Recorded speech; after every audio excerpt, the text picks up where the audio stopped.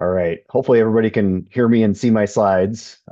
So thanks for having me. I'm Steve Powell. I was chosen as the first speaker on April Fool's Day, so that might say something about me. But I'm going to present an overview of clinical and translational research. So just a background on me. I'm a medical oncologist. I actually work at Sanford in Sioux Falls, but also have a foot in the lab, largely collaborating with a lot of different laboratory researchers. So I kind of cross the gamut of clinical and translational research, mainly focused on phase 1 clinical trials, first in human trials, but also on clinical research, outcomes research, and other later phase trials. But my background, I really was interested in trying to move things from the lab to the clinic. So I work quite a bit with other basic science faculty to try to help develop their research programs and move things into the clinic. So I'm just going to give an overview of clinical and translational research. I'm sure a lot of you already know what this is, but I'm just going to go over the NIH definitions. We'll talk about how to engage in basic and clinical science collaborations. And then we'll give kind of an example of how I was able to navigate one of these from bench to bedside and back to bench again. And then talk about opportunities to develop future collaborations and get funding to do all of this.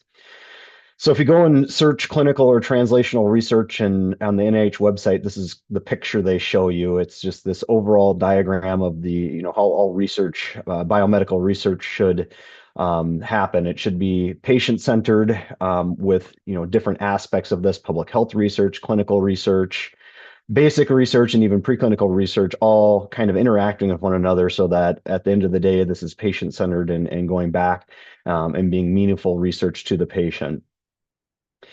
So clinical research, if you go to the NIH definition, they break it down into 3 different categories: patient-oriented, which is a bit complicated as we're going to go through, epidemiologic or behavioral research, and then outcomes or health services research. When it comes to patient-oriented research, to be clinical research, and this came up in a lot in our TRANSCEND discussions, it has to be research in some way connected back or connected with human subjects. So this could be either from biospecimens from patients, or direct interaction with patients, but it has to be linked back to that patient and their clinical data. It can't just be, we bought this cell line from a website and it was once a patient that had lung cancer. It has to have some sort of meaningful clinical relevance to that you can link back your research to. Um, this type of research can involve looking at mechanisms of human disease. It can look at new therapies. That's the area that I really work in. And then clinical trials, or even the development of new technology. So, biotechnologies that are being utilized for patients. When we look at translational research, this is really the kind of in between clinical research and the basic research process. So this is essentially the process of making discovery in the research or laboratory that is using preclinical research that will eventually have impact on human health. So a lot of our discovery scientists are working in this area. They're trying to research a specific disease and trying to figure out how that may impact human health. It may be something very basic and very, mechanistic, or it may be even developing a therapeutic, but it's predominantly done in the lab and not directly on with patients. This process can also bring samples back from the clinic into the lab to learn about how treatments work and to develop new treatments. So an example of this obviously would be like mouse xenograft models, using a human tumor to develop a model to try to model disease. And then even the last category can even be not even necessarily laboratory based, but it could be translational research looking at how do we make things more cost effective, or how do we adopt best practices to try to enhance patient care, but not directly working with patients. When you look at translational research, it breaks down to a number of different areas. Back when we had the Dakota, we had this slide up, I think, or had a page kind of describing this, but your T0 translational research would be your preclinical and animal research, really identifying those targets, those mechanisms. T1 is kind of the area I work in, where we're trying to translate this into phase 1 trials, or even, maybe mouse modeling to determine pharmacodynamics, pharmacokinetics. And then T2 would be your kind of later stage clinical trials looking at efficacy and safety. And then finally, T3 and T4 would be much more very, very clinically focused, more looking at outcomes and how this may translate to populations. I like this example down here. I don't know if you can see my pointer, but the translation from basic science to human studies is considered the valley of death. I've seen other, diagrams before. The funnel.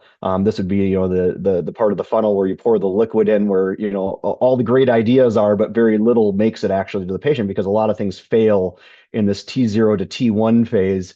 Not necessarily because it's necessarily bad research. It's just very difficult to get things into clinical trials and into patients and costly. So that's why it's interesting to me to try to bridge this gap from that T0 to T1, T2, because I think there's a lot of great ideas that never make it out of the lab, purely just because we don't have people there to help move these things into the clinic and trying to facilitate that. So the players in this obviously are the clinical scientists. So a clinical scientist, if we break down the NIH definition, could be basically anybody with clinical responsibilities or direct interaction with human subjects. So this can be a physician, as we saw in our TRANSCEND grants this year. It could be pharmacists, it could be nurse practitioners. I mean, anybody who has that ability to work directly with human subjects can qualify as a clinical scientist, depending on the funding mechanism. And their strengths really should be they should be an expert in the clinical content. They should really know how that disease is treated in the clinic, know the evidence-based guidelines, know what the important questions are in the clinic. These people should have access to patients, should have access possibly to biospecimens or even data. There are clinicians that do large database research programs. And at the end of the day, to be a good clinician scientist, you should have some clinical research expertise. So have done, clinical trials, have hopefully done your city training, have some sort of training to do this clinical research effectively. Unfortunately, clinical scientists have their weaknesses as well. They're often very busy. So, as down below, they may not have protected time. So, when I look at a lot of my clinical colleagues that do research, most of them don't have protected time. So they are, purely doing this on their free time and mornings, on nights and weekends. And they may have some understanding of lab methods, but a lot of them don't have understanding of what can be done in the lab. So I think that's, something that's just important to know limitations of the clinical scientists. A basic scientist, on the other hand, is someone who would conduct research in the lab predominantly, looking at mechanisms of a disease or looking at behaviors, really an expert on techniques on how to measure these things. So these are their strengths would be they really know how to use various lab techniques.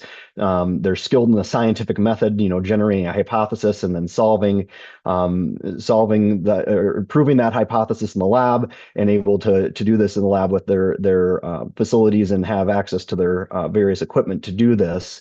Again, one of their biggest weaknesses is that they're busy.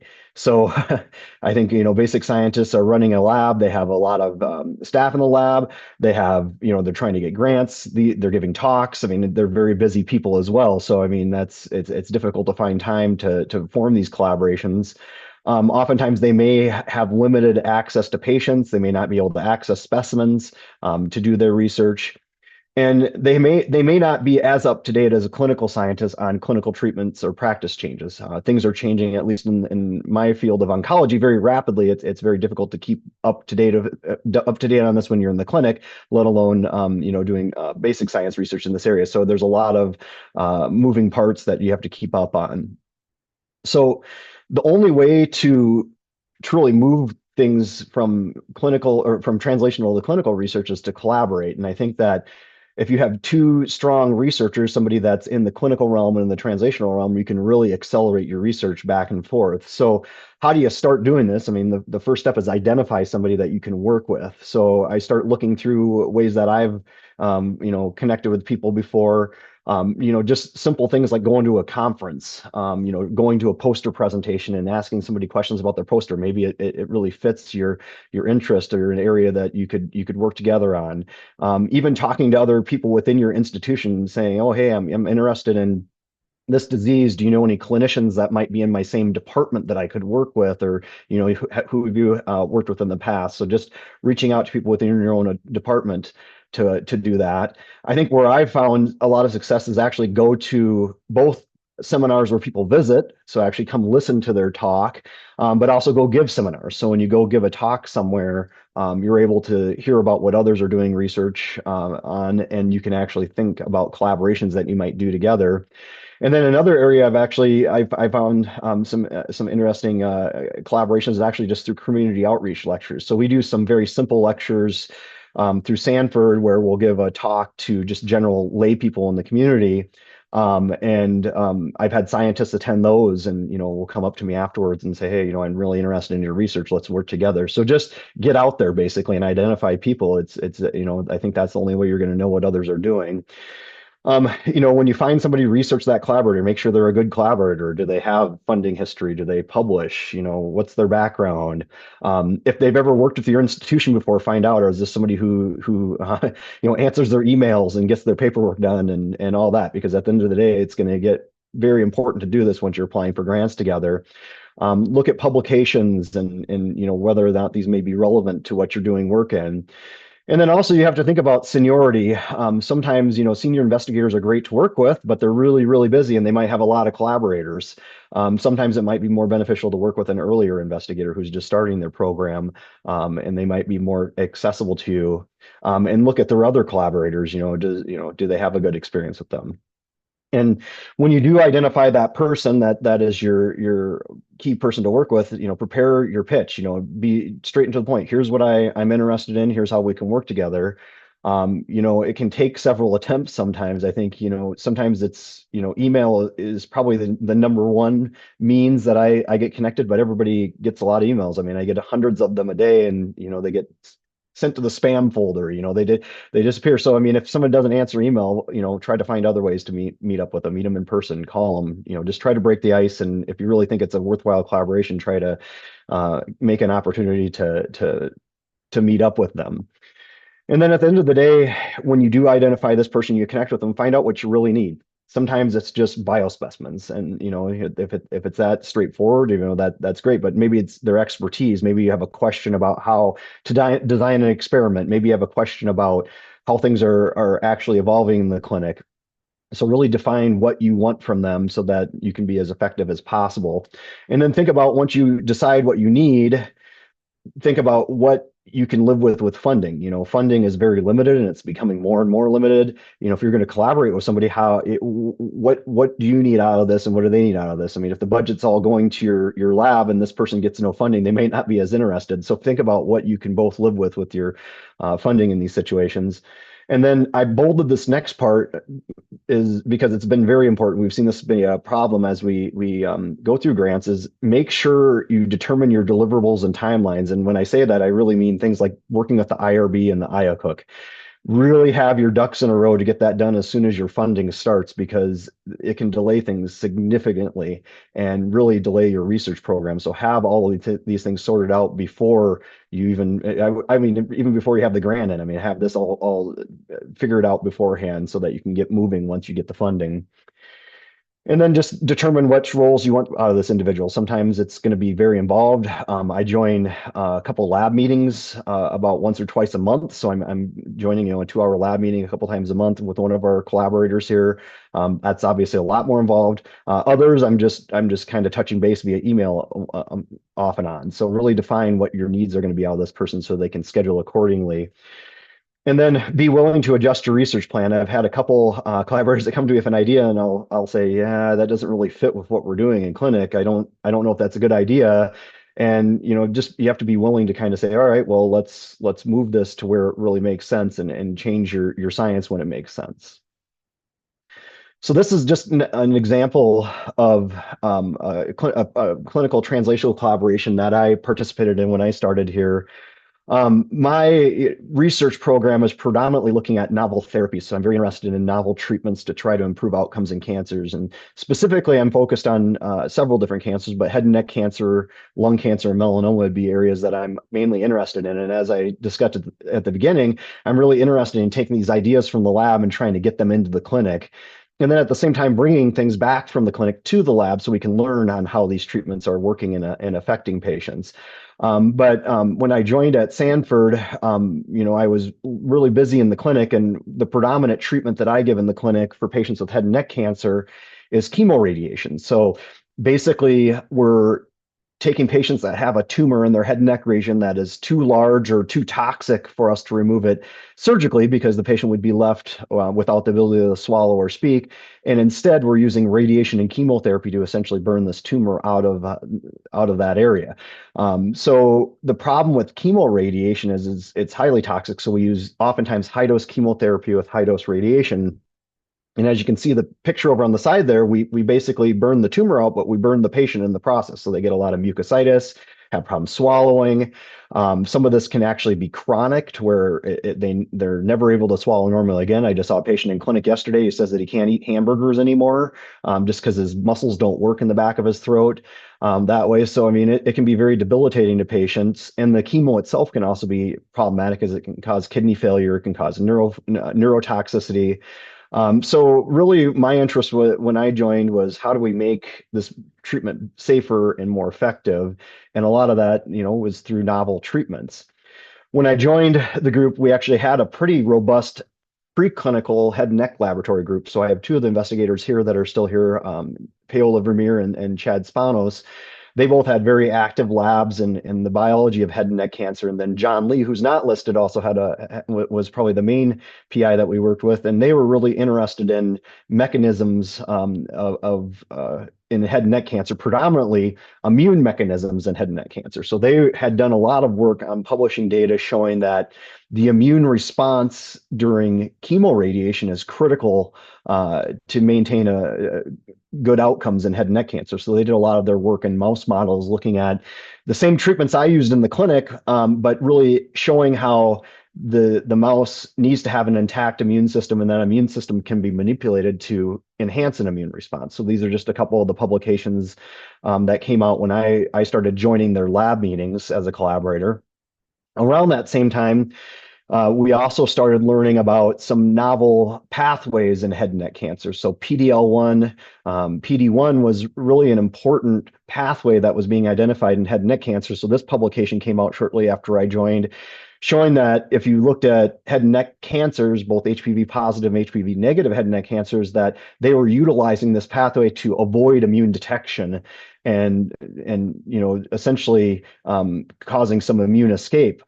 Well, that was very important because we were starting to develop drugs that could actually block that. So there was a clinical trial, Keynote 001, that was looking in melanoma at the time that was showing promise, that was expanded out to late stage, so stage 4 head and neck cancers that were incurable, and essentially was showing that by adding some of these PD-1 inhibitors, in that study in particular, it was pembrolizumab, that you could cause an immune response.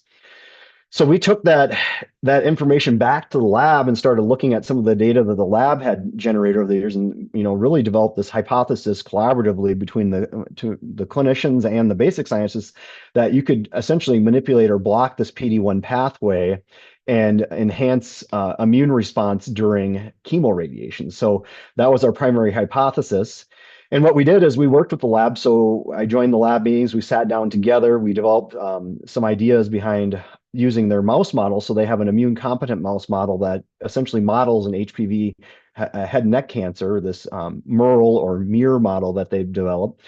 And we developed some experiments that were essentially mirroring what we did in the clinic. So we looked at, our standard of cisplatin and radiation, but then we looked at adding this PD-1 inhibitor versus control, and really wanted to look at survival in this mouse model. So this was just a schema of our design at the time. And essentially, we first started out just looking at that idea of metastatic disease, where you just use the PD-1 inhibitor alone. That was what was being done in the clinic. And we're going to see if that had any activity whatsoever in our mouse model. And then our second experiment was looking at the combination of these two in that mouse model. So Dan Vermeer, our senior lab scientist, he actually did a lot of this work in developing this. And essentially, we put together a proposal. NIH doesn't often fund this type of work, these basic preclinical modeling work. So we actually proposed this to Merck. So we went to the drug company that was developing pembrolizumab in the clinic and asked them to fund it. So we were able to present this concept to them. And we're able to get a budget in both to run the mouse models and also to pay for the materials in the lab. And then we're able to complete these experiments and present them in May of 2015. So what we showed from this is when we used our checkpoint inhibitor alone, just the single drug, kind of similar to what was being done in metastatic disease, we really saw no benefit whatsoever. The drug didn't, this didn't really cause any response in our mouse model, at least in terms of tumor response or survival.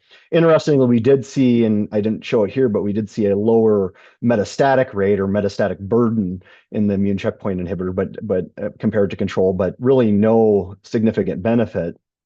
However, when we add this to chemoradiotherapy, you can kind of see the tumor growth curves here. The tumor would take and grow, and then we'd start treating it like we did in the clinic.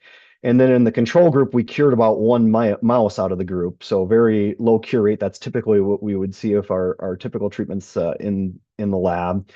But when we added the immune checkpoint inhibitor, you can see we cleared a lot more mice and had better responses. So it really did seem to augment treatment. And if you looked at the overall survival curves in our mouse model, you can see that we cured about half of our mice when we added the checkpoint inhibitor to chemoradiation versus the control, where only one mouse out of 13 survived. So we did this, multiple different times in multiple different ways, and it definitely panned out. But definitely proved our hypothesis that there was something going on in terms of adding this immune checkpoint inhibitor in this mouse model.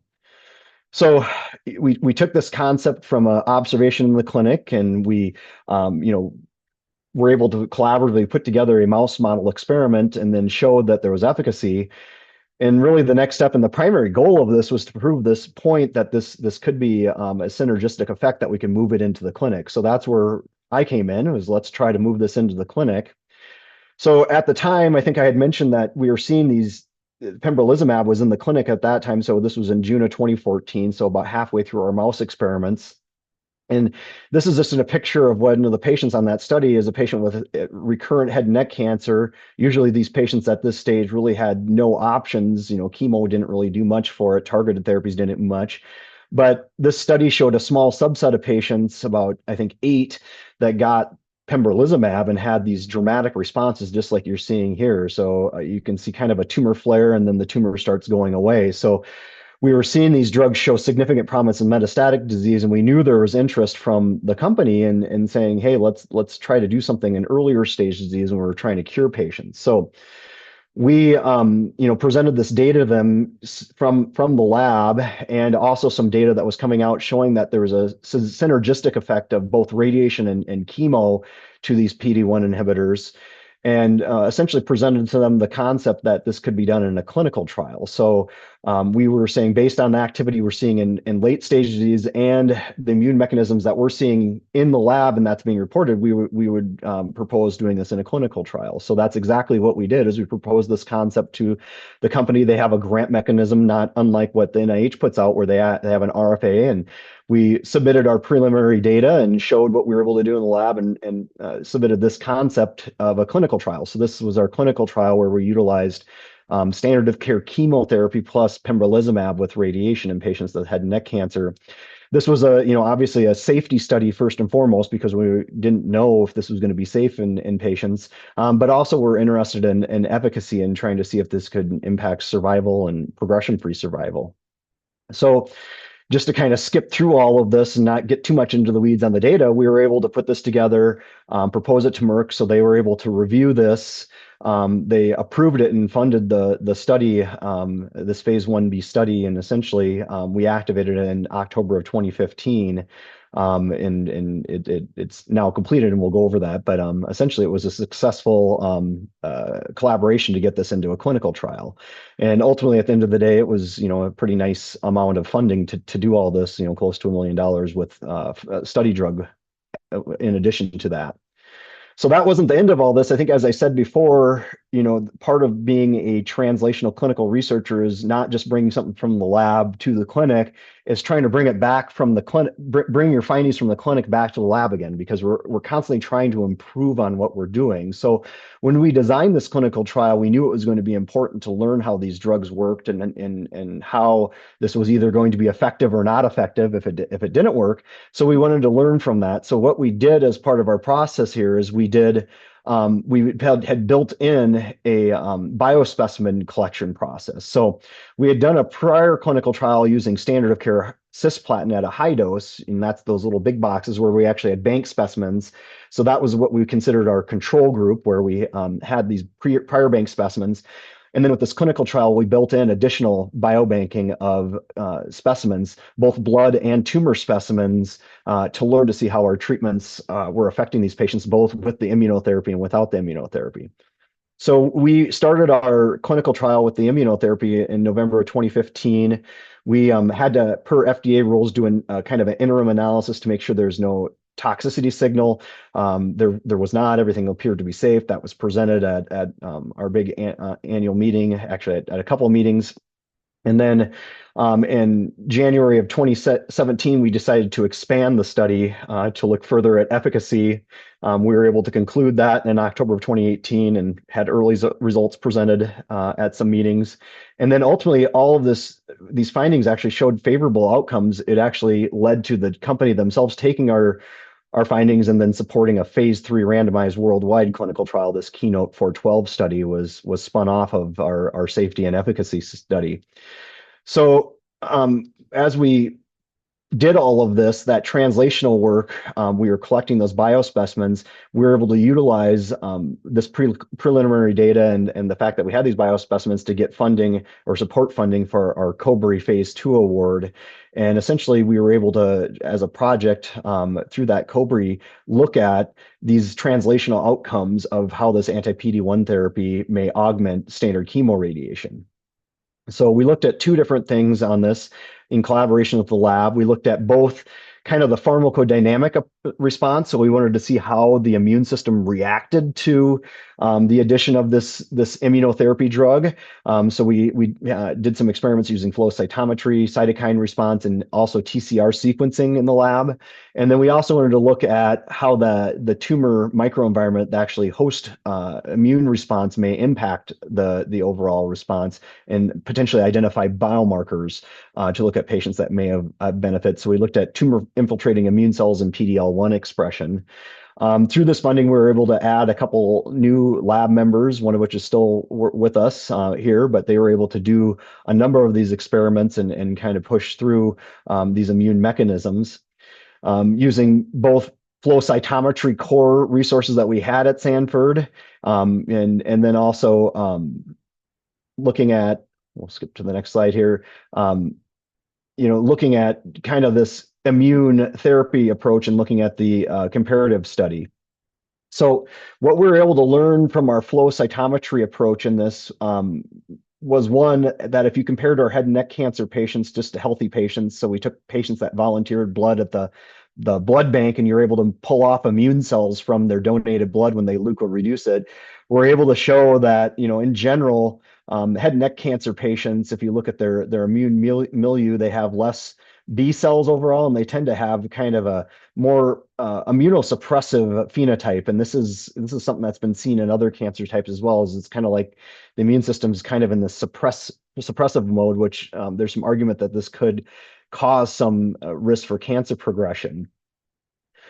We were able to look at our patients that were getting treatment and look at kind of what happens when you give them overall chemo radiation. And what we saw is that we knock down a lot of our immune cells that are felt to be good. So our CD4, CD8 cells actually show an overall decline. You do see a dip in your B cells initially, but then you see a rise in your MDSC-like populations that are a little bit more suppressive. So this kind of fits with one of the concepts in the clinic we heard about at the time was don't give immunotherapies with chemo because chemo is immunosuppressive. Well, that's kind of it's not the right term, but I think essentially it was built around this idea as we see this drop in immune cells, and we were seeing that as well. However, when you compare that to chemoradiation, it's pretty similar. So if you looked at our standard population, you saw the same thing across the board. When you add the immune checkpoint inhibitor, though, you do see that you do shut off some of these immune suppressive cells. So PD-1 expressing cells are immunosuppressive. By adding this checkpoint inhibitor, we're able to turn those off, and at least temporarily, as you can see in this treatment. So when the patients were on treatment, you see a drop, but after treatment, you see this rise again, this reconstitution. But it really kind of fit with what we were hoping to see, is that we were seeing this in our patients that were getting the checkpoint inhibitor.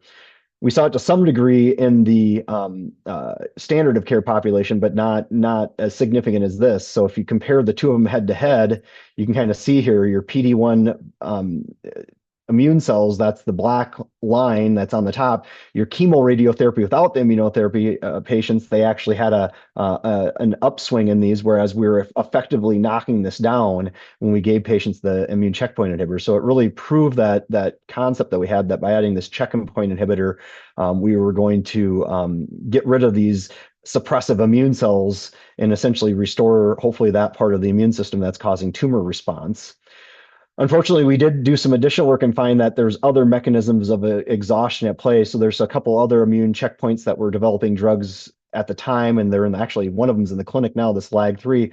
We found that by blocking one arm of the immune system, that you then unfortunately allowed other arms of these exhaustion to get overregulated. So TIM3 and LAG-3 were going up in response to that PD-1 inhibition. So I think that just highlights the importance of this, is that we showed that we can do what we physiologically we're doing what we wanted to with the checkpoint inhibitor, but maybe also causing other mechanisms of exhaustion that needed to be explored to better hone in on the best treatment option in this setting.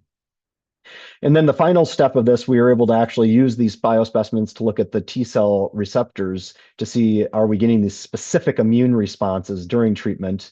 And essentially what we did show is we were able to show that we did get a more clonal response when you added these drugs. So you selected for these specific clones that we're hoping are antigen specific to kill off tumor. And they actually were expanded in these populations, those specific clones. We haven't yet been able to go back and see exactly if these were against specific tumor neoantigens or not, but we were able to learn at least that we were able to kind of get the immune system to focus on those specific antigens.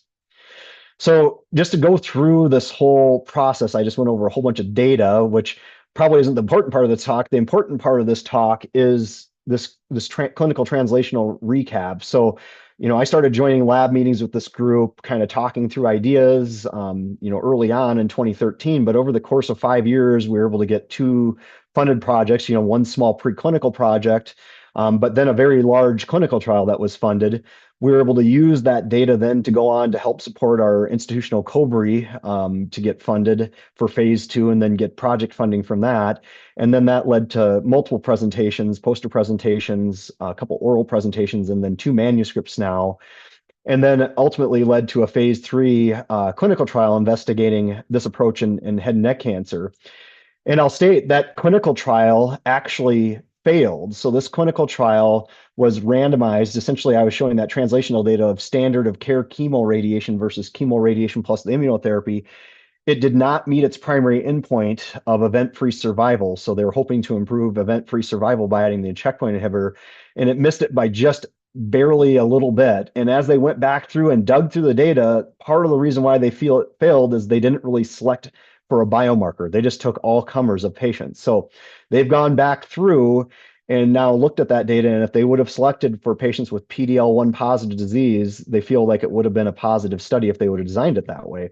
So at the end of the day, I think they should have waited for some of the translational research before they jumped right into a phase 3 study. But unfortunately, that's not the way industry works. They work really fast, and it's, kind of an arms race.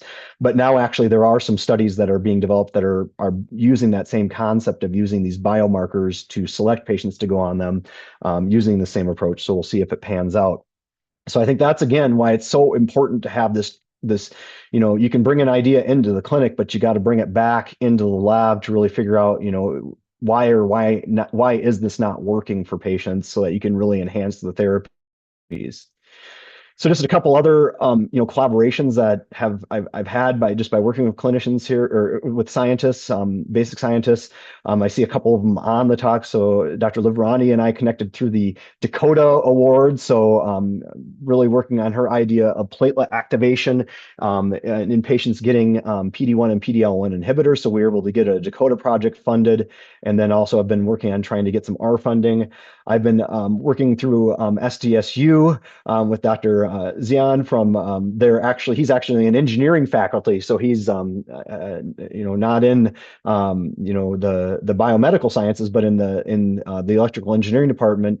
He actually connected through looking at my profile on the Sanford website, and he's really interested in wearable technologies that can monitor different biomarkers, so drug levels being one of them. So he was really interested in developing a point of care anti-cancer drug dose assessment. So he has a lot of data on doxorubicin, and wanted to essentially develop this point of care tool that could be a wearable that can monitor drug levels. That we've gotten funding through a COBRI pilot grant, and now have applied for an R21, actually trying to look at an immune response.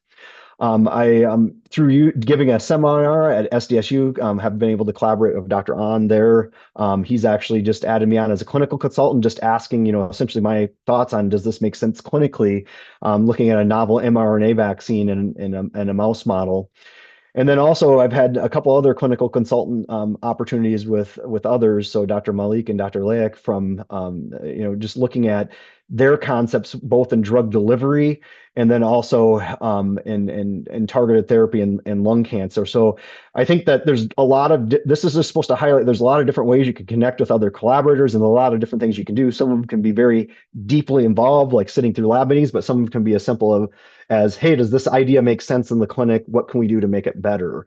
Just as a consultant working together. So final conclusions, clinical and translational research collaborations can be very powerful to advance research from bench to bedside. I think that the NIH is pretty much asking for it and almost requiring a lot of the times now. So it's highly important, both as a clinical researcher to have somebody with some basic science understanding of the disease to assist, and also as a basic science researcher to have a clinician as part of your team, to really know, is this something that makes sense? Because when it goes to grant review, they're going to have people on there that are able that know that, and they're going to want to see that. I think the first step is getting out there. I probably wouldn't have done most of these collaborations had I not given seminars or gone to seminars and met people.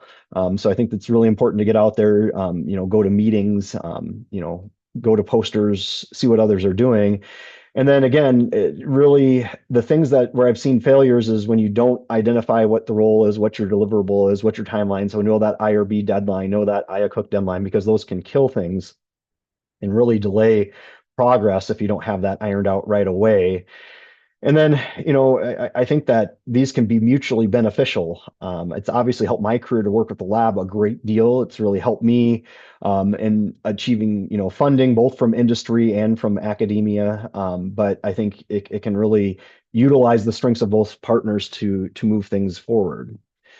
So just to acknowledge some of the people I've worked with, and we've mentioned a few of them. So, my lab members that helped kind of a lot with their translational research on our COBRI, the head and neck lab group.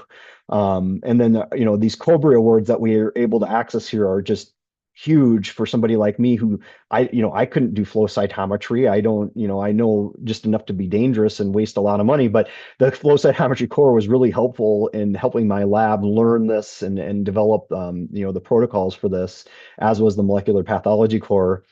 And then on the clinical side, we have all of our colleagues there. We have our project managers, we have our leadership, we have, our research coordinators. I mean, at the end of the day, I have a meeting with my clinical research team every week. I call it my lab meeting because I sit down with all my clinical research coordinators and project managers and go over all the data. And it's just like any other basic science lab meeting. You're trying to figure things out and trying to figure out, does this data does it look legit? Is this making sense? Trying to figure out ways to help the patients that are on these trials. And then, I didn't put them last because they're least, but you got to have a good regulatory team, to try to get things through FDA and IRB and all this. And then also you got to have a good lawyer, in particular when you're working with industry, because you have to have somebody out there watching your back. And I think I've hopefully left enough time for some discussion, so I will stop sharing and answer questions. All right. Well, thank you so much, Dr. Powell. For our attendees who have questions, can put it in the meeting chat and I can list them off as they come.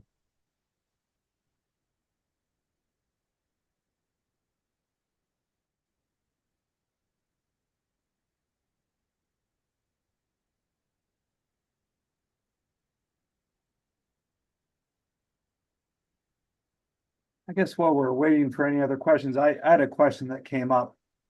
Dr. Powell, do you have any suggestions for like researchers or clinicians who'd like to do more of this research, but feel like they don't have like the support structure?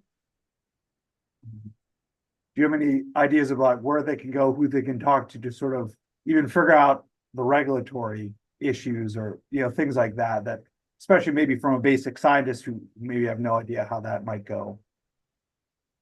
What I found is really helpful is find someone else in your institution that's been able to do that and get connected to the right people. So like here at Sanford, a lot of times I'll have like physician investigators reach out to me. Hey, I want to do this. How do I get started? Right. And then you just have to find somebody within your institution that's successful at doing it, and they can usually connect you with the right people. That would be step one. Going to, your advisors, your senior faculty, that sort of thing, I would say would probably be where I would start. That's good. Thank you. All right. We have a question in the chat here. Would you have any advice on starting research on a reservation? So it's definitely not my area of research, so I can't say too much. However, so I did meet with an investigator when I was at Roswell Park Cancer Institute a few months ago, who is a very well-funded and well-known investigator in Native American clinical research. And one of the pieces of advice he gave our group is, really find those key stakeholders and the people within the tribe that want this research to happen, because they're going to be your advocate and help with that. So that was his advice to us, is if we want to work in that area, because we do have a group that wanted to work in clinical research, was try to find advocates within that tribe that really want that research to happen, because they're going to be the ones that move things forward for you. Thank you. I don't see any more questions in the chat right now, so maybe give another minute, any last minute questions. Otherwise, I think we can close out here. Just want to say quick, again, Dr. Powell, thank you so much for this talk. It was a really great overview. Really like to hear your research of the specific examples. And for our attendees here, this meeting was recorded and it will be posted on the TRANSCEND website shortly after this. So, and I think we'll also be sending out to a survey, just a quick survey about how we did to the attendees.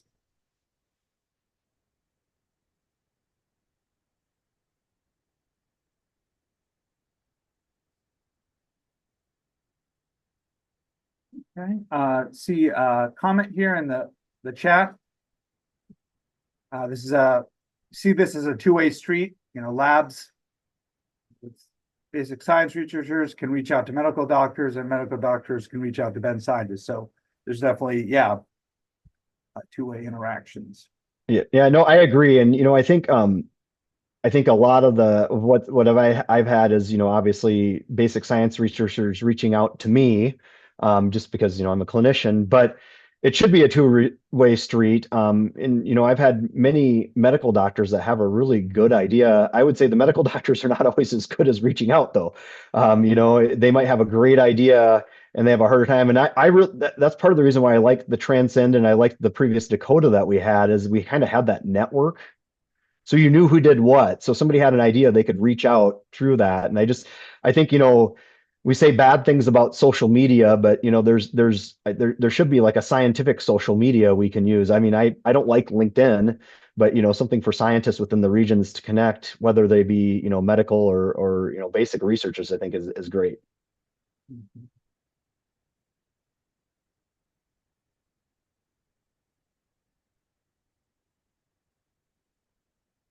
Okay, I think with that, we can close for today. Thank everyone for attending. And yeah, look out for our next one coming up next month. We'll be doing this on a monthly rotation here. All right. Thank you.